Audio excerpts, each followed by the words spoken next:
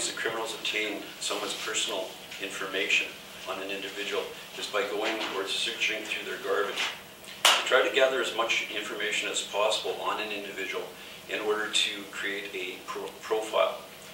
Once they've created a profile and gathered enough information, the personal information can be used to open bank accounts, apply for credit cards, and loans, just to name a few.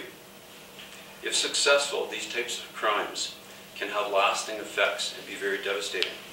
Your personal credit can be ruined, making it difficult for you to obtain future loans or mortgage, credit cards, and can affect your everyday banking. So what we'd like to do is I'd just like to show you typically what people throw away in their trash. So we're going to just move over to the table here. It's not your trash, is it? We actually went into your place this morning, so don't be alarmed. Don't be alarmed. Oh my goodness. It's going to be scary. Wow, all those canceled checks. Okay, first of all, I spot a prescription bottle.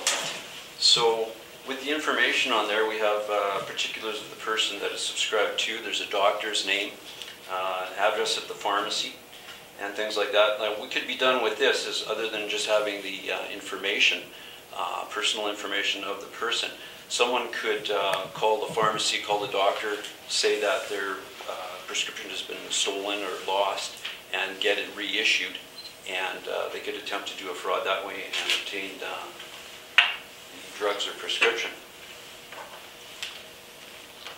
Here we have, it's an expired driver's license, and it's intact other than being folded a little bit.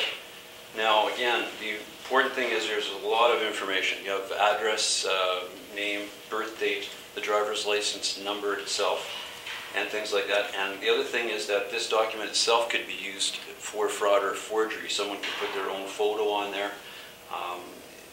Birth dates can be changed, and then it can be used as identification, maybe to open a bank account, something like that.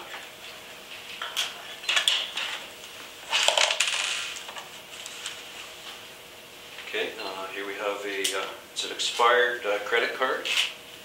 Again, a lot of information. There's a person's name on it, of course the credit card number itself. Again, being expired, what could happen is someone could call the credit card company, say that they've lost or their card is expired, try to get a reissue of a credit card, and that could be maybe mailed to a different address, something like that, and now we have another fraud again. There's a lot of personal information in here. This is just a piece of paper with MPI. Again, name. There's a signature. Signatures are very valuable for forgers, for forgery. If someone was to forge checks, now you have a signature that you can try to duplicate or copy onto the checks.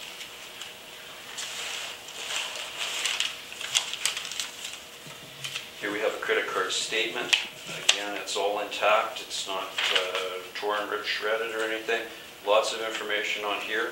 It goes on the same line as the credit card.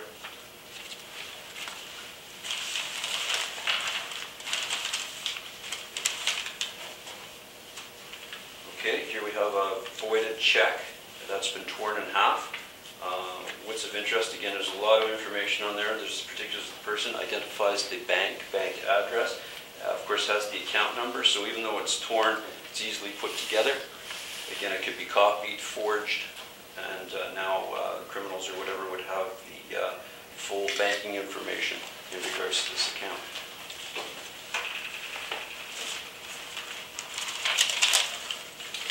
There's a lot of other personal sort of papers here, just notes with names and phone numbers, things like that. Again, you have to be very cautious because with fraudsters, they may be involved in several different aspects of fraud. So you have the phone solicitation, things like that. If you've got names, phone numbers, they can be called and solicited and just become involved in other scams. I mean, this is something very general. This is it's just a pamphlet or the Springs Meadows School.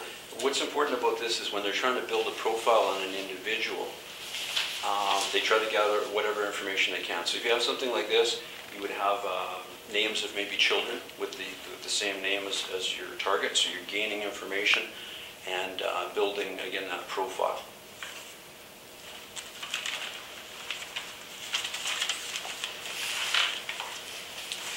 there's a lot of different papers and things in here with identification. So it's just, you have to be cautious, and I guess what I'd like to get into now is the issues is that for fraud and the identity theft and identity fraud, you have to be aware of things like this, and you have to protect yourself. Now, the way to protect yourself would be to have a home shredder. Obviously, they can be picked up at many retail stores at a low cost, and that would be your best bet to shred personal papers. Your next bet would be to possibly, if you had large amounts, maybe involved in a business, you may want to hire a shredding service or shredding company to deal with helping you out and dispose of these items, these types of items. The other thing is identification, laminated identification, credit cards, stuff like that, as well as paper documentation. Should, if it can't be shredded, to cut it up in very small pieces or tear it up and maybe dispose of it in 2 or more trash bags to separate the pieces, just to make things more difficult. So those are ways to protect yourself just at home with either no cost or very little cost. And as we've already explained, there's so much that criminals, especially knowledgeable criminals, can do with this information, and that is a way to protect yourself. Another thing I'd like to mention is Equifax. They provide a service that once a year for free, you can get a check on your own credit listings. Now, why that is important is that it will identify if there's financial institution or credit companies that are checking your personal listings that you are not aware of. And that would be an indication that someone is using your identity to maybe apply for loans, credit cards, and they're doing those checks. So that's a valuable tool, and you can get more information from that on the Equifax website. And I guess just to sum up, I mean, the idea here is prevention or protection. Acting, being proactive and doing these things will prevent you from becoming a victim of identity theft and identity fraud.